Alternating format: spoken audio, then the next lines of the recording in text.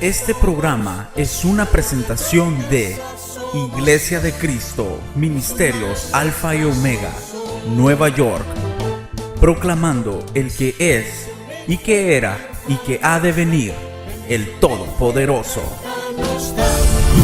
Su poder también nos dio. Hablando yo de que del capítulo 1 al capítulo 12 se resume la mayor parte del ministerio de Jesús. Del capítulo 13 en adelante es un recorrido de una semana y quizás días donde el Señor se dedica a ministrar por última vez a sus discípulos. Pero en este capítulo 13, después de que Él entra en Jerusalén y es aclamado con hosanas, y le decía yo el día viernes pasado que ese hosana, que quiere decir sálvanos ahora, no era realmente por la salvación espiritual, no era un canto de alabanza reconociendo a Jesús como el Rey, el Mesías que venía a cumplir el propósito espiritual primeramente, sino lo que el pueblo quería realmente era que fueran salvados materialmente de la situación social que estaban viviendo bajo el dominio de Roma. Por eso es que cuando el Señor es tomado, aunque realmente la expresión no es la correcta, sino que Él deja que lo apresen, que lo maltraten, que lo golpeen. Entonces la gente en esa tremenda decepción, porque no salió como ellos quisieran, se volcan, hacen todo lo contrario. Días atrás están diciendo, Hosana, bendito el que viene en el nombre del Señor. Y luego están uniéndose, obviamente no todos, pero muchos de ellos, con muchos otros, gritando, crucifícale, crucifícale, crucifícale. Aún los mismos discípulos habían puesto su esperanza en Él como el Salvador terrenal. Pero Él no era el Salvador de esa situación política, sino que era el Salvador de la situación espiritual que estaba viviendo el pueblo de Israel. Y para que esa salvación se llevara a cabo tenía que morir. Lo dejó dicho antes, a menos que el grano de trigo, hablando él de él mismo, caiga a tierra y muera, no puede dar mucho fruto.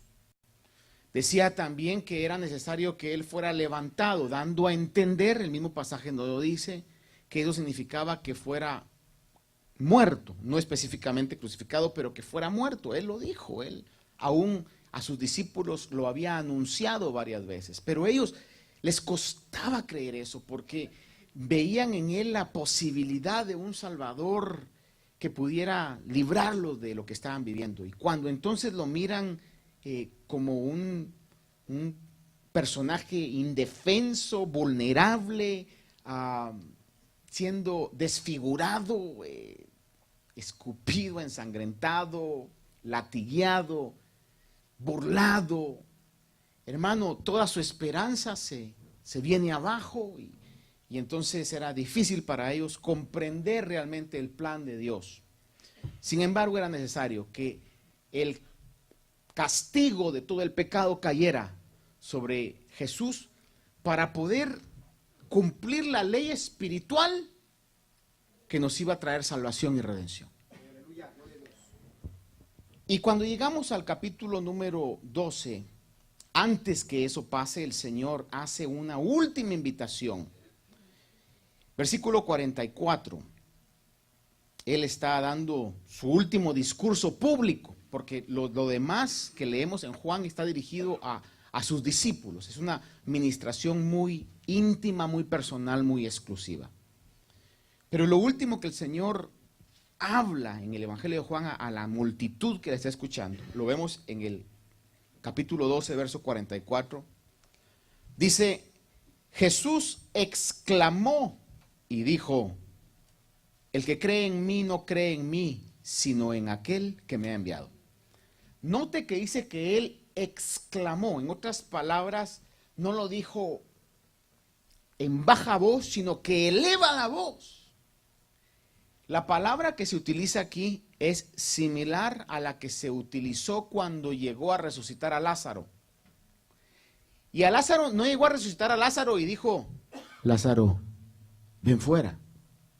Quizás si podemos bajar un poquito de monitor, por favor. No llegó con voz baja, sino que llegó a exclamar en alta voz: Lázaro, ven fuera.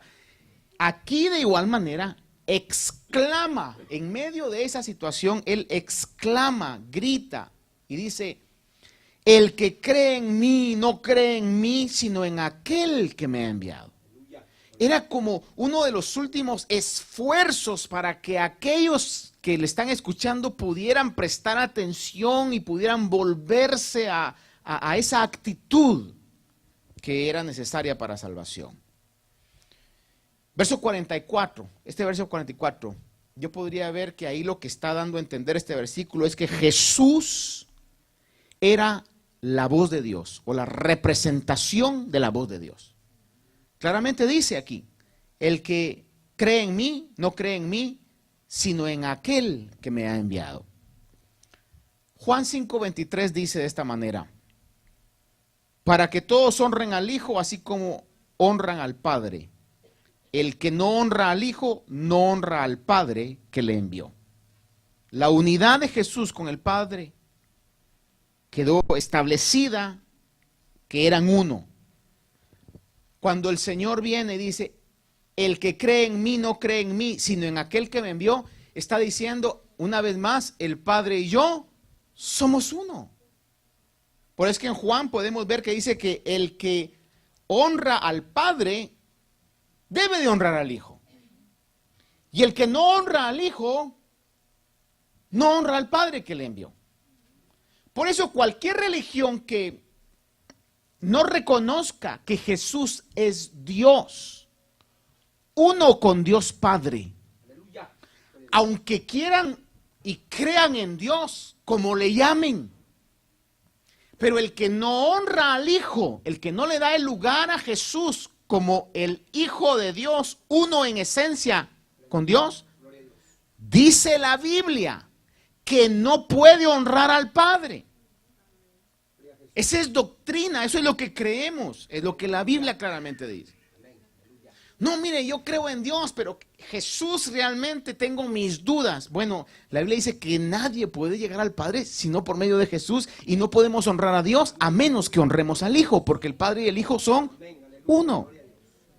El 10:30 lo dice de la mejor manera. Juan 10:30 dice: yo y el Padre somos uno. Más claro que eso no puede decirse. El 13:20 de Juan dice: en verdad os digo, el que recibe al que yo envié, me recibe, al que yo envíe, me recibe a mí. Y el que me recibe a mí, dice, recibe al que me envió. Una vez está diciendo una vez más: hey, yo no estoy aquí por mi propia iniciativa, porque se me dio la gana hacer un plan ahí, me sentí con ganas de bajar al mundo, inventarme. No, el Padre me envió, el Padre me respalda, el Padre y yo somos uno. Y el que me recibe a mí, dijo Jesús, recibe al que me envió. Y cuando envía a sus apóstoles, a sus discípulos, en esa comisión también dice: y el que os recibe a vosotros, me recibe a mí. Por eso es la importancia de poder nosotros llevar un mensaje, el mensaje del Evangelio. Si nosotros somos fieles al mensaje del Evangelio, vamos a llevar un mensaje que va a ir respaldado por Dios. Porque Dios siempre va a respaldar su palabra, lo que Él dice, lo que Él ha dejado establecido. Fíjese como un dato muy interesante que ilustra eso, y usted lo ha visto en su Biblia, es: cuando usted lee los profetas, cuando digo los profetas, piensen en Ezequiel, Isaías, en Jeremías, en los que están ahí, todos los profetas menores, Jonás, Miqueas, Nahum, Habacuc, Abdías, todos los que están ahí. Y aún aquellos que no escribieron libros, pero también profetizaron el Antiguo Testamento. Usted va a ver que cuando profetizaban decían esta frase: así dice el Señor, o así dice el Dios de los cielos, o así dice el Señor de los ejércitos. Cuando Jesús vino, Jesús no dijo, así dice el Señor. Jesús dijo, yo os digo. Aleluya. Vean la diferencia.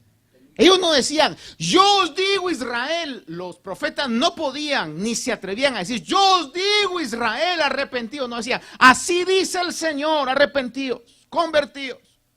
Pero cuando Jesús viene, usted no va a encontrar que Jesús haya dicho, así dice el Señor. No, él dice, yo os digo. Aleluya, gloria a Dios, amén. Porque era Dios. Y ahora nosotros, fíjese que nosotros, lo que debemos decir es, aparte de así dice el Señor, escrito está.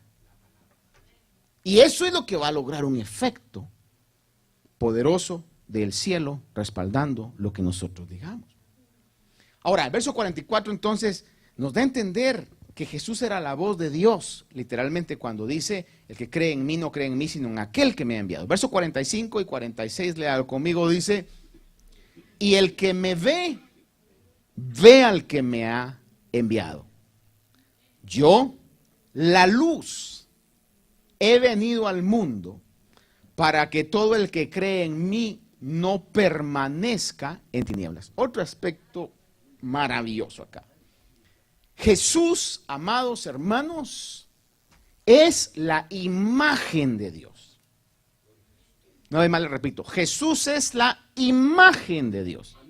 Ahora, al estudiar esto, pude ver algo tan maravilloso y tan interesante acá, porque fíjese usted que de igual manera la Biblia habla de que nosotros, los hombres, dice que hemos sido hechos a imagen de Dios.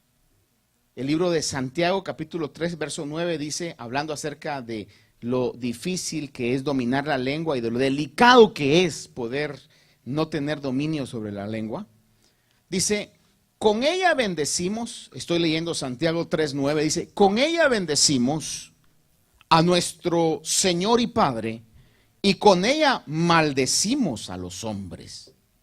Qué problema con la lengua, ¿verdad? Pero mire, dice que maldecimos a los hombres que han sido hechos a la imagen de Dios.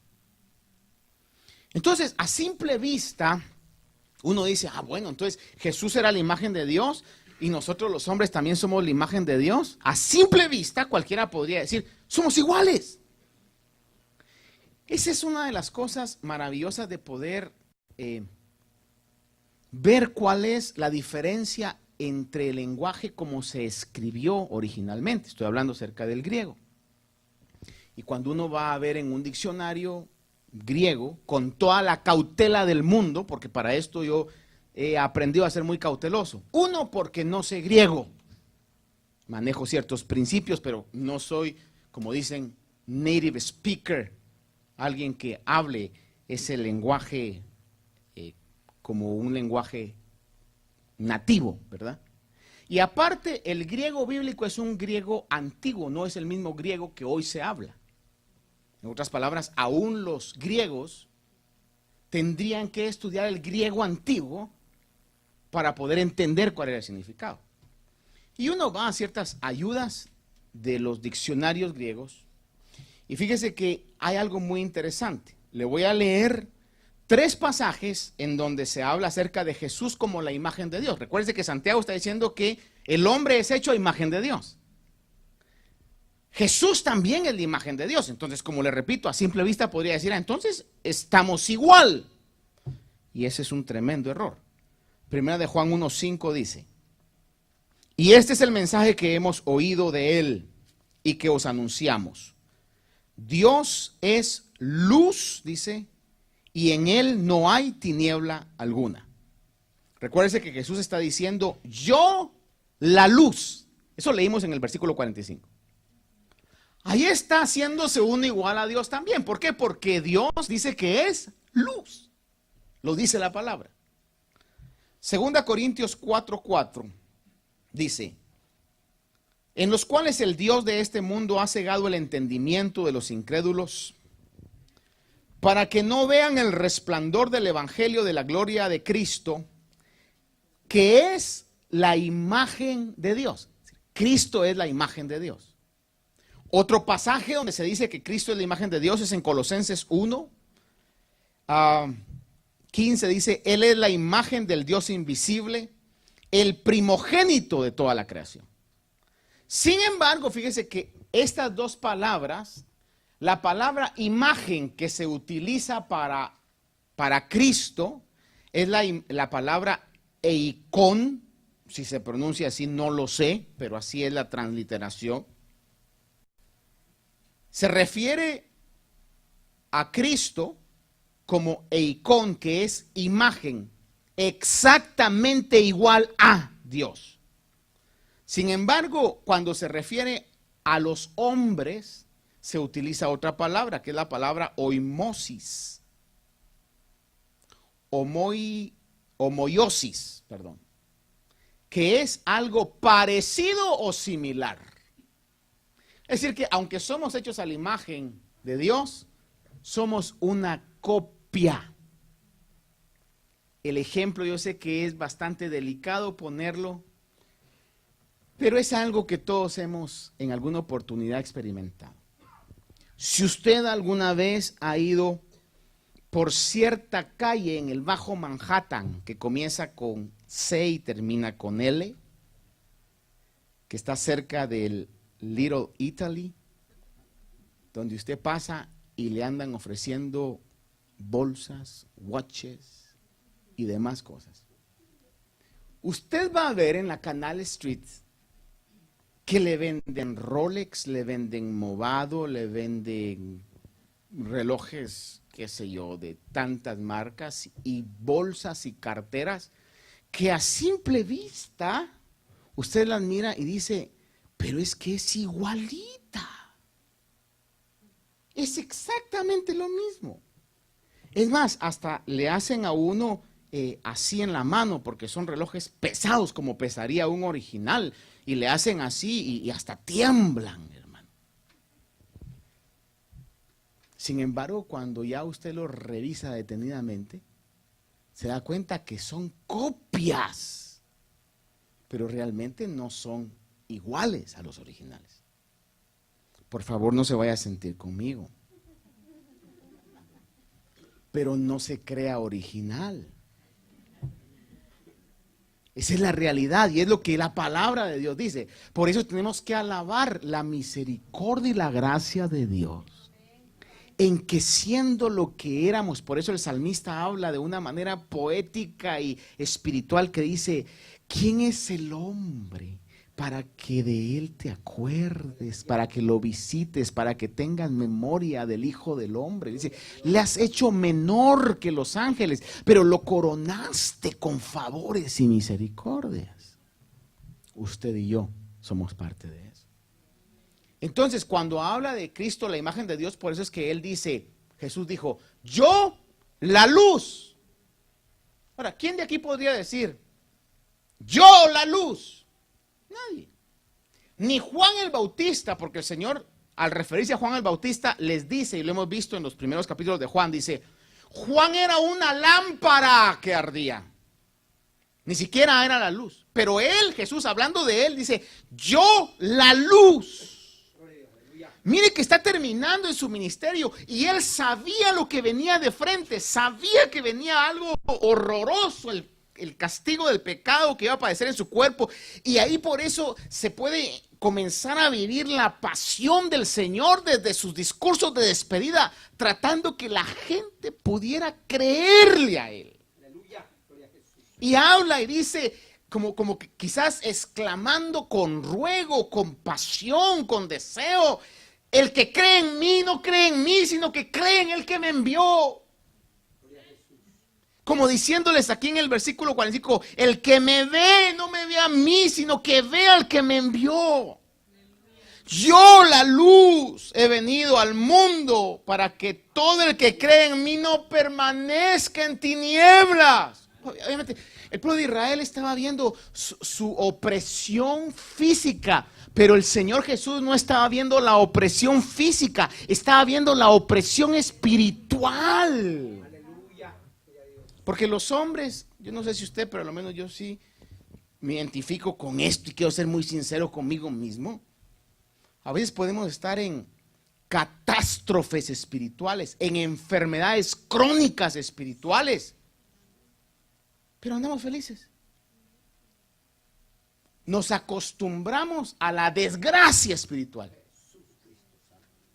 Pero no podemos tener un dolor de cabeza. Porque entonces pedimos oración. Porque nos afecta nuestro cuerpecito. Entonces sí, pero tenemos años de estar viviendo una desgracia espiritual. Ya nos acostumbramos. Y eso era lo que el Señor, al ver eso, como a veces andamos de cabeza los humanos. Entonces, al ver eso dice, el que cree en mí no va a andar en tinieblas. No va a andar en tinieblas. Es lo que está clamando en esa fase final de su ministerio público. En el libro de Colosenses que leímos que él es la imagen de Dios, déjeme nada más leerle porque es muy importante que le lea esto. Del versículo 15 al 23. Dice, él es la imagen del Dios invisible, el primogénito de toda la creación. Porque en él fueron creadas todas las cosas, tanto en los cielos como en la tierra, visibles e invisibles, y esto vale la pena recordarlo una vez más, y en relación a esto, hay cosas invisibles, hermanos, hay bendiciones invisibles. Hay bendiciones invisibles. Pero a veces como a nosotros nos interesa nada más lo visible, entonces lo invisible como decimos, ay sí, pero no se ve. Yo creo que lo que nos convendría es decirle, Señor, abre mis ojos. Abre mis oídos, abre mis sentidos para poder ver eso. Usted sabe, hermano, que de nada nos sirve a nosotros poder tener multitud de bienes si esos bienes o familia o amigos o posición, sea lo que sea, de nada nos sirve estar en esa situación si eso que tenemos en vastedad, mucho, nunca nos satisface. La persona que tenga todo eso, pero nunca eso lo satisface, es una persona miserable. Es más rico el que no tenga todo eso, pero lo que tiene lo satisface.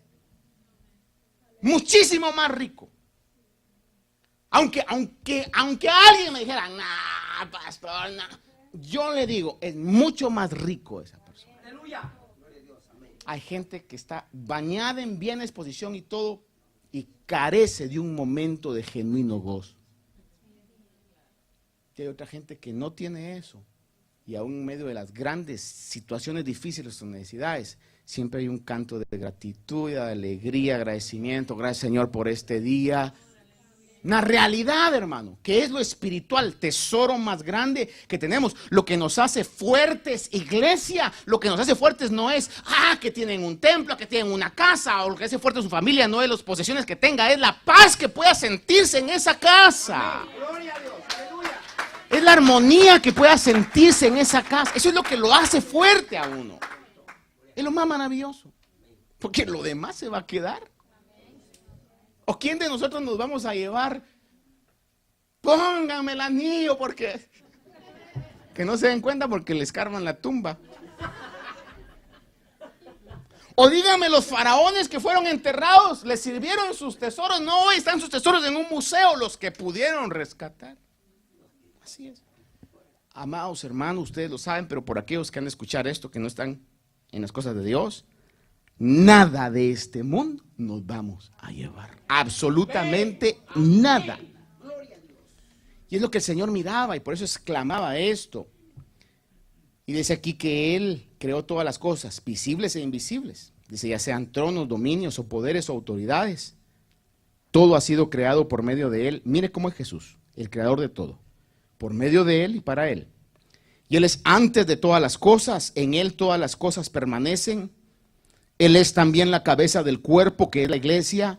Y Él es el principio, el primogénito de entre los muertos, a fin de que Él tenga en todo la primacía. Porque agradó al Padre que en Él habitara toda la plenitud. ¿Qué está diciendo ese versículo? Que Jesús, en Él habitaba el Padre. Jesús era Jesús, el ungido, y en Él habitaba el Espíritu también. Amén, aleluya, gloria a Dios. Pastor, ¿cómo es eso? Yo no lo entiendo. Tampoco yo lo entiendo. El que me diga, yo entiendo la Trinidad, no sé, que me la explique.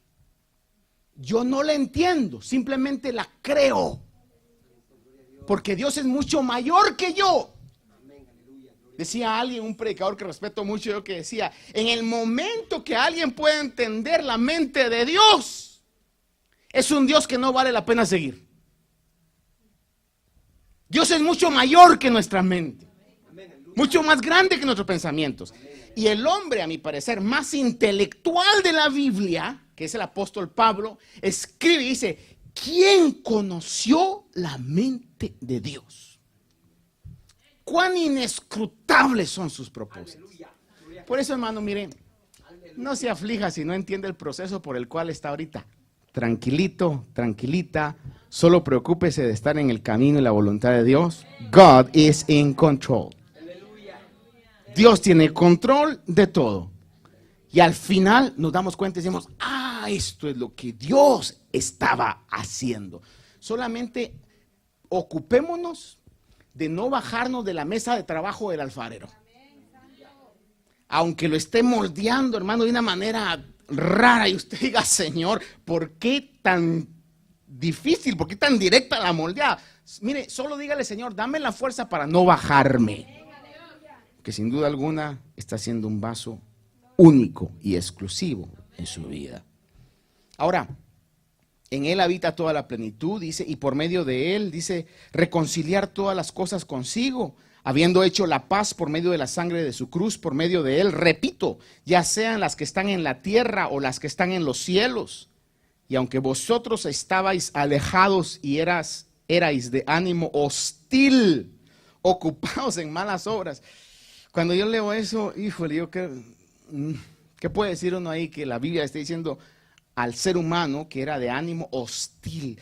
¿Qué es tener un ánimo hostil? Es como aquel perrito, aquel perro que ha sido dañado por malos tratos.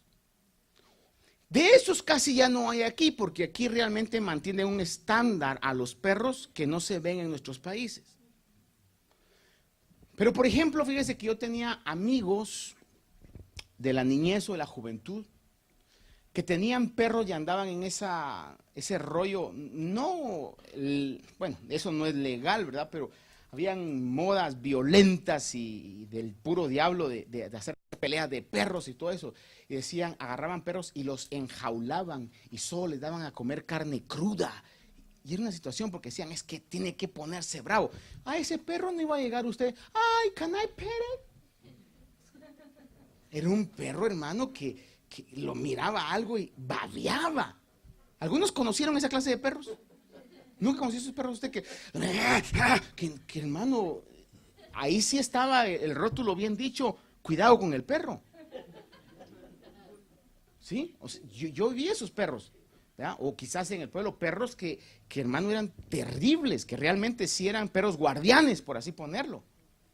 Perros guardianes, aún en fábricas donde se entraba en los ladrones a robar y tenían un par de Dobermans o Rottweiler que pasaba uno, hermano, y se sentía la violencia, hermano, de esos. ¿Ya? Eso no podía llegar uno porque son criaturas que tienen un ánimo hostil. No sé cuál sea su testimonio, pero quizás hayan personas aquí que cuando les hablaban de Cristo decían, déjenme estar hablando de eso. Ya deje de estar hablando de eso. Y no se extrañe usted entonces cuando encuentre ese tipo de actitud, porque el ser humano en algunos casos es de un ánimo hostil que lo deja a ver, hermano. Solo iglesia, solo Cristo. Siempre con lo mismo, siempre con la Biblia. Trabaje, Aragán. Esas son las situaciones que se dan mucho eso. ¿Ya? Dice la Biblia que éramos de ánimo hostil, ocupados en malas obras. Sin embargo, dice, ahora Él os ha reconciliado en su cuerpo de carne mediante su muerte. Tal era el amor de Dios que decir a estas criaturas rebeldes, hostiles, bravas, que andan siempre con esa saña. Yo quiero reconciliarlas conmigo. Y la única manera es a través de que yo dé mi vida, de que pague por ellos. Y entonces comienza el milagro de la regeneración y Dios convierte el corazón de piedra en un corazón de carne. Una de las cosas que yo valoro mucho, obviamente no es fácil, pero lo valoro, es cuando veo hombres y quizás mujeres también, que me lo han dicho y en algunos otros casos me lo imagino, que nunca han llorado, o a lo menos tienen años de no llorar, quizá por situaciones que han pasado en su niñez o juventud que marcaron su vida y no lloran, y de repente ver cómo delante de la presencia del Señor esa dureza es transformada y derraman su alma delante de Dios. Eso solo el sacrificio de Cristo lo pudo hacer, y solo el sacrificio de Cristo lo podrá hacer y lo seguirá haciendo, convirtiendo el corazón de piedra en un corazón de carne, sensible delante de Dios, derramando nuestra vida delante de Dios. Por eso dice acá que nos reconcilia por medio de su muerte para presentarnos santos, sin mancha, irreprensibles delante de Él. Pero dice, si en verdad permanecéis en la fe, bien cimentados y constantes, sin moveros de la esperanza del evangelio que habéis oído, que fue proclamado a toda la creación debajo del cielo, y del cual, dice yo, Pablo, fui hecho ministro. Ahora, con esto voy a ir a la conclusión, no lo voy a llevar a mucho, pero sí es muy importante que le deje, creo yo, el sentido de este discurso final, o estas palabras finales. Verso 47 al 50 de Juan 12, por favor léalo conmigo, le ruego que lo lea conmigo. Juan 12 del 47 al 50 dice: si alguno oye mis palabras y no las guarda, yo no lo juzgo, porque no vine a juzgar al mundo, sino a salvar al mundo. El que me rechaza, dice, y no recibe mis palabras, tiene quien lo juzgue. La palabra que he hablado, esa lo juzgará en el día final. Porque yo no he hablado por mi propia cuenta, sino que el Padre mismo que me ha enviado me ha dado mandamientos sobre lo que he de decir y lo que he de hablar. Y sé que su mandamiento es vida eterna.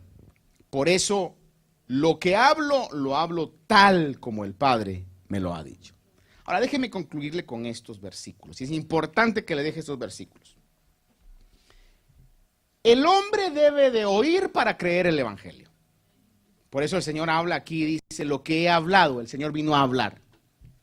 El hombre en general debe de oír para creer en el evangelio. El hombre debe de creer al evangelio para poder hacer las obras que el evangelio nos pide que hagamos.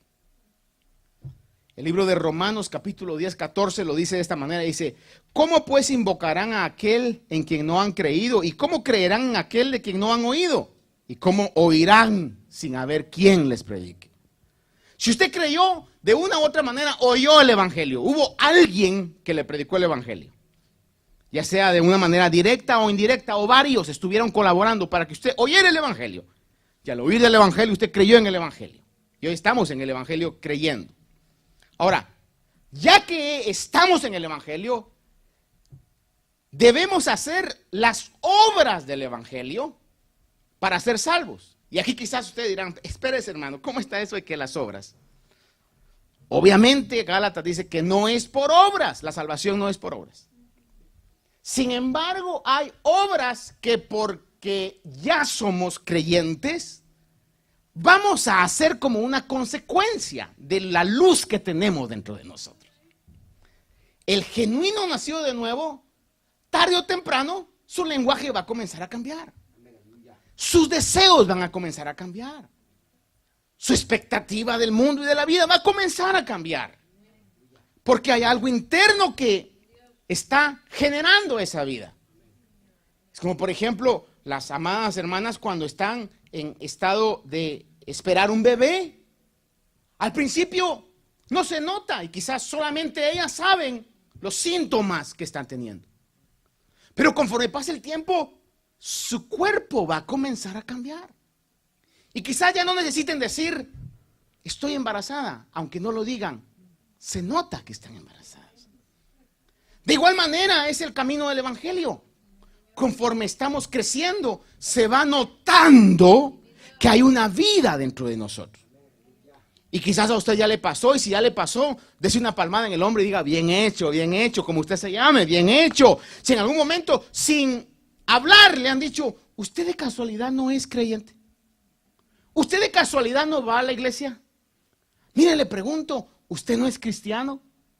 Entonces, algo bueno estamos haciendo con nuestras palabras, con nuestro lenguaje. Se nos está notando ya, discúlpeme la expresión, el embarazo de Cristo en nuestros corazones. Se está notando la nueva vida. En relación a eso, entonces, tenemos que hacer esas obras. Ahora, ¿cuál es la obra del evangelio? Juan 6:29 dice, una sola cosa, mire, una sola cosa tenemos que hacer. Juan 6:29 dice el Señor Jesús, que respondió y les dijo, esta es la obra de Dios, que creáis en el que Él ha enviado. Amados hermanos, mire, como decía alguien ahí, abróchese bien los cinturones en este tiempo que vamos a vivir. Porque va a venir, ya sea por doctrina, por persecución, por presión, por intimidación, por persuasión, por cualquier tipo de camino, va a venir el enemigo para querer quitarle a usted la fe en Jesús como el Hijo de Dios. Por eso la Biblia dice que tenemos que retener esa esperanza hasta el fin. Eso es lo que usted y yo debemos de ocuparnos y preocuparnos. Señor, que siga creyendo hasta el fin. Mateo 10:22 dice, y seréis odiados de todos por causa de mi nombre, pero el que persevere hasta el fin será salvo. Listen to me, seréis odiados, no dice seréis aplaudidos porque se portan bien y porque son buenas personas, buenos ciudadanos, no, seréis odiados por causa de mí. Pero añade, el que persevere hasta el fin será salvo. Romanos 6:22 dice, pero ahora, habiendo sido libertados del pecado y hechos siervos de Dios, tenéis por fruto la santificación y como resultado la vida eterna. Pero le cito este versículo porque la versión King James, en lugar de siervo, dice, y habéis sido esclavos de Dios. Es decir, que tenemos que lograr mantenernos en esa constancia, en una actitud de esclavo a nuestro Dios y a su palabra. Hebreos 3:6 dice que Cristo fue fiel como hijo sobre la casa de Dios, cuya casa somos nosotros. Mire cómo dice la frase siguiente, si retenemos firme hasta el fin nuestra confianza y la gloria de nuestra esperanza. Hay que retener ¿hasta cuándo? Hasta el fin. Hermano, si nos va a tocar, a usted no, a mí si me va a tocar dormir el sueño eterno, sea por la causa que sea, pues me voy a morir. Hasta ese momento, si sigo creyendo, pastor, y todavía cree lo que creía en Jesús, todavía lo sigo creyendo.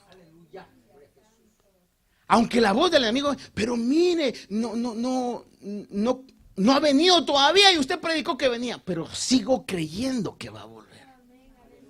Mire, si alguien merece mi respeto realmente por toda la bendición que en su ministerio tuvo, fue el hermano Gigi Ávila. Tenía un mensaje, Cristo viene, Cristo viene, Cristo viene. Yo podría decir, ay, miren, se murió, dice, y Cristo no vino, pero siguió creyendo y predicando que Cristo venía, hermano. Cristo viene. Yo quizás una palmada que me dio una vez así fue una vez que estaba en una crisis por una situación que tenía en el cuerpo y la misma voz del diablo que me dijo, creíste en vano, tu Dios no te puede sanar, porque estaba literalmente muriéndome de un dolor, hermano, y me recuerdo que hablando literalmente con esa voz del enemigo, hermano, que obviamente quizás fue un demonio que el enemigo envió, no creo que el diablo se haya tomado el tiempo para llegar a tentarme personalmente, ¿verdad?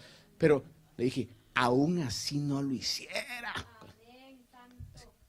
Yo voy a seguir creyendo en contra de lo que mi corazón decía, simplemente diciendo la palabra de Dios dice y yo lo voy a seguir haciendo hasta el fin. Déjenme ir rápido aquí.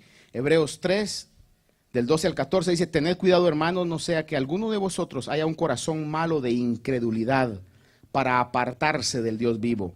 Antes exhortaos los unos a los otros cada día mientras todavía se dice hoy, no sea que alguno de vosotros sea endurecido por el engaño del pecado, porque somos hechos partícipes de Cristo, si es que retenemos el principio de nuestra seguridad firme hasta el fin.